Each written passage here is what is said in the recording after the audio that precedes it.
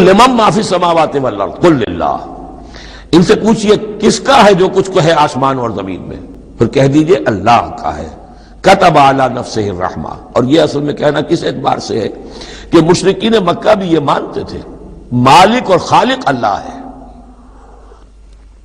ہمارے معبودوں کا مسئلہ تو یہ ہے کہ ہؤلاء شفعاؤنا عند اللہ، یہ ہماری شفاعت کریں گے اللہ کے پاس۔ وہ یہ تو نہیں کہتے تھے کہ لات اور منات اور عزا نے اور حبل نے دنیا پیدا کی ہے، ایسے قودن نہیں تھے، وہ کہتے تھے اللہ نے پیدا کیا۔ وَلَئِن سَأَلْتَهُم مَّنْ خَلَقَ السَّمَاوَاتِ وَالْأَرْضَ لَيَقُولُنَّ اللَّهُ، اے نبی آپ ان سے پوچھیں گے آسمان و زمین کس نے بنائے، کہیں گے اللہ نے بنائے۔ تو وہ کوئی کائنات کی تخلیق میں اس کے مالک ہونے میں شرک نہیں کرتے تھے۔ شرک ان کا کیا تھا، یہ بڑے چہیتے ہیں، لاڈلے ہیں، اونچے مقام ہے، یہ ہمیں چھڑوا لیں گے، یہ شرک تھا۔ کتب علی نفسہ الرحمہ، اس نے اپنے اوپر رحمت کو لازم کر لیا ہے، یہ کتبہ اللہ نے لکھ لیا ہے، علی نفسہ ہی اپنے اوپر، یعنی یہ لزوم اللہ اپنے اوپر کوئی شے لازم کر لے، ہم کوئی شے اللہ پر خود لازم قرار نہیں دے سکتے۔ کتب علی نفسہ الرحمہ لیجمعنکم الی یوم القیامۃ لا ریب فیہ، وہ لازماً جمع کرے گا تمہیں قیامت کے دن کہ جس میں کوئی شک نہیں ہے۔ والذین خسروا انفسهم فهم لا یؤمنون، تو جو لوگ اپنے آپ کو خسارے میں ڈالنے کا فیصلہ کر چکے ہیں وہ ایمان نہیں لائیں گے۔ یہاں ایک نقطہ ہے، ذرا غور کرنے کی بات ہے کہ یہ رحمت کا اظہار کیسے ہوا۔ کتب علی نفسہ الرحمہ لیجمعنکم الی یوم القیامہ، قیامت کے دن تو مار پڑے گی، سزا پڑے گی، سختیاں ہوں گی۔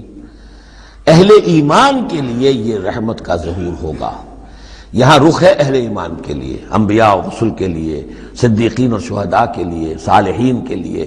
تم جو کچھ جھیل رہے ہو، جو مصیبتیں برداشت کر رہے ہو، جو اس وقت تمہیں تنگی ہو رہی ہے، تمہارے لیے اللہ تعالیٰ کی رحمت کا وہ وقت آ کر رہے گا، تمہاری ان ساری خدمات کا بھرپور صلہ ملے گا، تمہاری ان ساری سرفروشیوں کے لیے اللہ تعالیٰ کی طرف سے قدر افزائی کا اعلان ہوگا۔ کتب علی نفسہ الرحمہ لیجمعنکم الی یوم القیامہ۔ کبھی تمہیں یہ خیال نہ آئے کہ ہم تو سب کچھ یہاں پر اپنا لٹا بھی بیٹھے اللہ کے لیے، پتہ نہیں وہ دن آئے گا بھی کہ نہیں، پتہ نہیں کوئی ملاقات ہونی بھی ہے کہ نہیں، پتہ نہیں یہ سب کچھ جو ہے واقعی حق ہے یا نہیں کہ جمع ہونا ہے اللہ کے ہاں اور جزا و سزا ہونی ہے۔ تو ان وسوسوں کو اپنے دل سے، اپنے دماغ سے دور کرو۔ وَلَهُ سَكَنَ فِي اللَّيْلِ وَلَهُ مَا سَكَنَ فِي اللَّيْلِ وَالنَّهَارِ، اور اسی کا ہے جو کچھ کے ساکن ہو جاتا ہے رات میں، اور یہاں مقابلے کا لفظ محذوف ہے، وَمَا تَحَرَّكَ فِي النَّهَارِ، اور جو شے متحرک ہو جاتی ہے دن کے وقت۔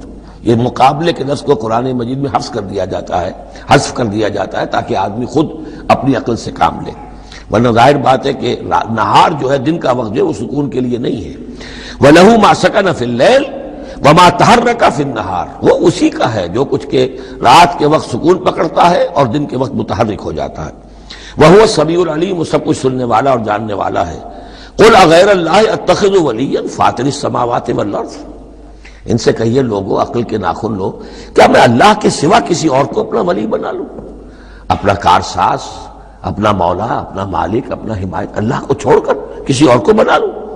فاطر السماوات والارض، جو کہ آسمانوں اور زمین کا پیدا کرنے والا، تم بھی مانتے ہو کہ وہی پیدا کرنے والا ہے، تو اس کو چھوڑ کر کسی اور کو اپنا ولی بنائیں اور کسی اور کے خود ولی بن جائیں، تو یہ تو بڑی حماقت کی بات ہے، بڑے گھاٹے کا سودا ہے۔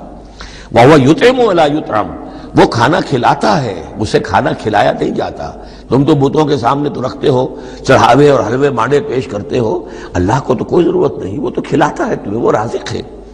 قُلْ إِنِّي أُمِرْتُ أَنْ أَكُونَ أَوَّلَ مَنْ أَسْلَمَ، کہہ دیجئے اے نبی ڈنکے کی چوٹ، مجھے تو حکم ہوا ہے کہ سب سے پہلا فرما بردار میں خود بنوں۔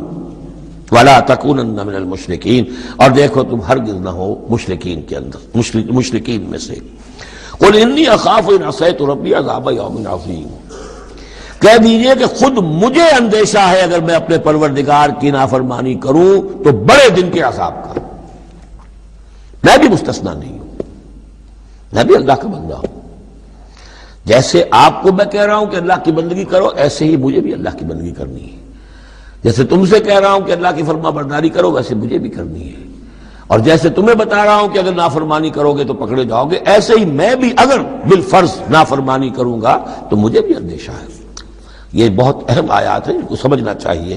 قُلْ إِنِّي أَخَافُ إِنْ عَصَيْتُ رَبِّي عَذَابَ يَوْمٍ عَظِيمٍ من یصرف عنہ یومئذ فقد رحمہ، وہ عذاب جو ہے جس کی طرف سے پھیر دیا گیا اس دن، اس پر تو اللہ کی بڑی رحمت ہو گئی۔ وذالک الفوز المبین، اور وہی ہوگی روشن کامیابی۔ یعنی دنیا کی بڑی سے بڑی کامیابیاں ہیچ ہیں، کوئی حیثیت نہیں، دولت ہے، وجاہت ہے، وقتی عزت ہے، شہرت ہے، اقتدار ہے، یہ ساری چیزیں جو عارضی ہیں، آنی فانی، لیکن یہ ہے کہ اصل مبین جو کامیابی ہے، فوز، وہ وہی ہے۔ وَإِن يَمْسَسْكَ اللَّهُ بِضُرٍّ فَلَا كَاشِفَ لَهُ إِلَّا هُوَ، اب یہ توحید ہے جو بیان ہو رہی ہے۔ اور اگر تمہیں کوئی اللہ تعالیٰ کی طرف سے پہنچا دی جائے کوئی تکلیف، تو کوئی نہیں ہے اس تکلیف کا دور کرنے والا سوائے اس کے۔ تکلیف میں پکارو تو اسی کو پکارو، کسی اور کو نہ پکارو۔ لا تدعوا مع اللہ احدا، وہی ہے مشکل کشا، وہی ہے حاجت روا، وہی ہے تمہاری تکلیفوں کو رفع کرنے والا۔ وَإِن يَمْسَسْكَ بِخَيْرٍ فَهُوَ عَلَىٰ كُلِّ شَيْءٍ قَدِيرٌ، اور اگر اس کی طرف سے کوئی خیر تمہیں پہنچا دیا جائے تو یقیناً وہ ہر چیز پر قادر ہے، کوئی اس کا ہاتھ روکنے والا نہیں ہے۔ اسے کسی اور سے سینکشن نہیں لینی ہوتی کہ میں اپنے فلاں بندے کے ساتھ یہ خیر کرنا چاہتا ہوں، وہ تو عَلَىٰ كُلِّ شَيْءٍ قَدِيرٌ ہے۔ وَهُوَ الْقَاهِرُ فَوْقَ عِبَادِهِ، اور وہ تو اپنے بندوں پر پوری طریقے سے زور آور ہے، چھایا ہوا ہے، مسلط ہے، کوئی بھی اس مخلوقات میں سے کوئی اس کے قابو سے باہر نہیں ہے، وہ قابو یافتہ ہے۔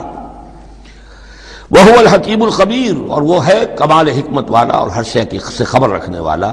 قُلْ أَيُّ شَيْءٍ أَكْبَرُ شَهَادَةً، اے نبی ان سے کہیے ذرا کون سی چیز ہے جو گواہی میں سب سے بڑی ہو؟ کس کی گواہی سب سے بڑی ہے؟ قُلِ اللَّهُ، خود کہیے اللہ کی گواہی سب سے بڑی ہے کہ نہیں؟ شہید بینی و بینکم، اور وہ میرے اور تمہارے مابین گواہ ہے۔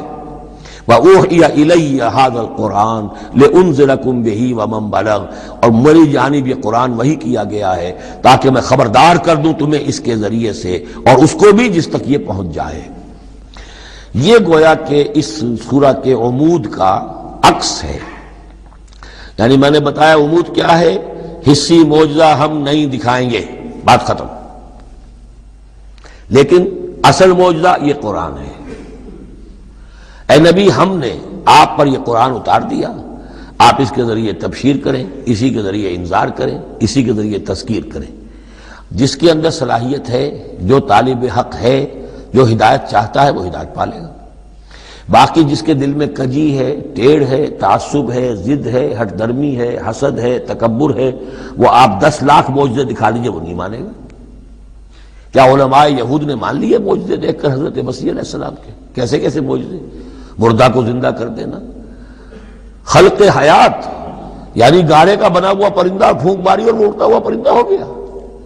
یہ تو وہ چیزیں ہیں کہ جو یوں سمجھیے کہ ایکسکلوسیو افعال اللہ تعالیٰ کے ہیں، خلق حیات اور احیاء موتا، وہ بھی نشانیاں ظاہر کر دی حضرت مسیح کے ہاتھ پر، کتنے لوگوں نے مانا؟ تو ہم نہیں مانے، ہم یہ معجزہ نہیں دکھائیں گے، البتہ یہ کہ یہ ہے، آپ کرتے جائیے، محنت کرتے جائیے، کوشش کرتے جائیے۔ اب یہاں پہ خاص طور پہ بہی کا جو ہے لفظ اس کو نوٹ کیجئے، وَأُوحِيَ إِلَيَّ هَذَا الْقُرْآنُ، وحی کیا گیا ہے میری جانب یہ قرآن، لِأُنذِرَكُم بِهِ، تاکہ میں خبردار کروں تمہیں اس کے ذریعے سے، وَمَن بَلَغَ، اور جس تک یہ پہنچ جائے۔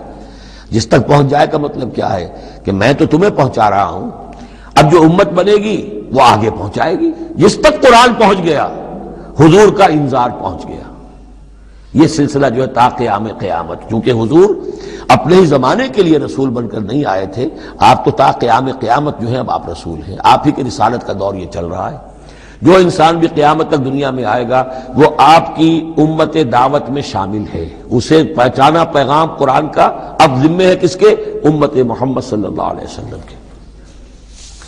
اَإِنَّكُمْ لَتَشْهَدُونَ أَنَّ مَعَ اللَّهِ آلِهَةً أُخْرَىٰ، اب دیکھیے یہ ہے وہ جو میں نے ابتدا میں بھی عرض کیا تھا تعارف میں، بعض اوقات جو ہے بڑے سرچنگ کوسچنز ہوتے ہیں، کیا واقعی تمہارا یہ کہنا ہے؟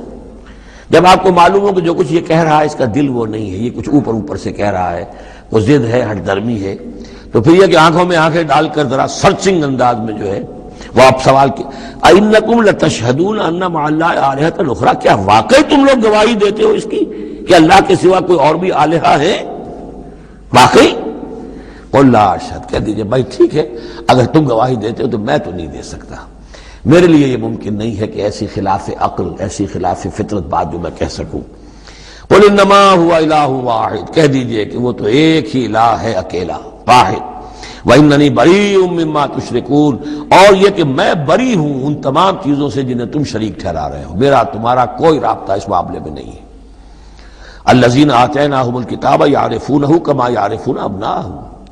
اب دیکھیے چونکہ یہ مکی دور کا آخری زمانہ ہے اور اس میں ظاہر بات ہے مدینہ تک بھی خبریں تو پہنچ چکی ہوئی ہیں، وہاں پر بھی کہ کوئی مکے کے اندر ایک دعوت ہے بڑی زور شور کے ساتھ شد و مت کے ساتھ اٹھ گئی ہے، اور وہاں پر وہ باتیں پہنچ چکی ہیں، اور بلکہ انہی کی طرف سے سکھائے ہوئے سوالات بھی مکے کے لوگ حضور سے کرتے تھے امتحاناً۔ آپ ذرا یہ بتائیے ذوالقرنین کون تھا، اگر آپ نبی ہیں تو یہ بتائیے، اصحاب کہف کا قصہ کیا تھا، اگر آپ نبی ہیں تو یہ بتائیے، روح کی حقیقت کیا ہے، یہ سارے سوالات آئیں گے سورہ بنی اسرائیل میں، سورہ کہف میں۔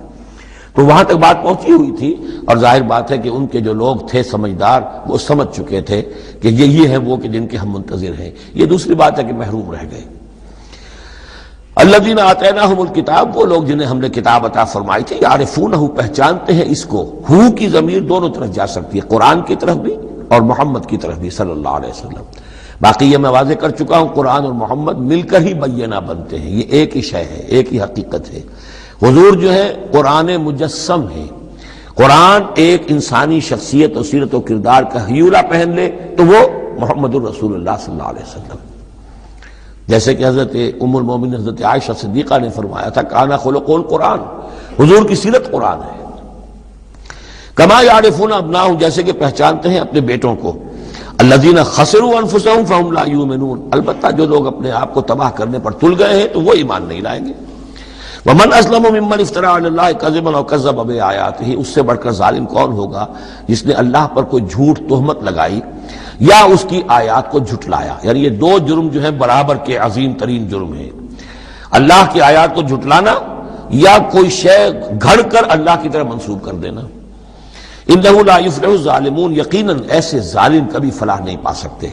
ویوم نحشرہم جمیعا، اور جس دن کہ ہم جمع کریں گے ان سب کو، ثم نقول للذین اشرکوا، اور پھر ہم کہیں گے ان سے جنہوں نے شرک کیا تھا، این شرکاؤکم الذین کنتم تزعمون، کہاں ہیں آپ کے وہ شرکاء جن کا کہ آپ کو گھمنڈ ہو گیا تھا، گمان ہو گیا تھا کہ وہ بچا لیں گے۔ ثم لن تکن فتنتہم الا ان قالوا واللہ ربنا ما کنا مشرکین، پھر نہیں ہوگی ان کی کوئی اور چال سوائے اس کے کہ وہ کہیں گے اے اللہ ہم تیری قسم کھا کر کہتے ہیں ہمارے رب ہم نے شرک نہیں کیا تھا، ہم مشرک نہیں تھے۔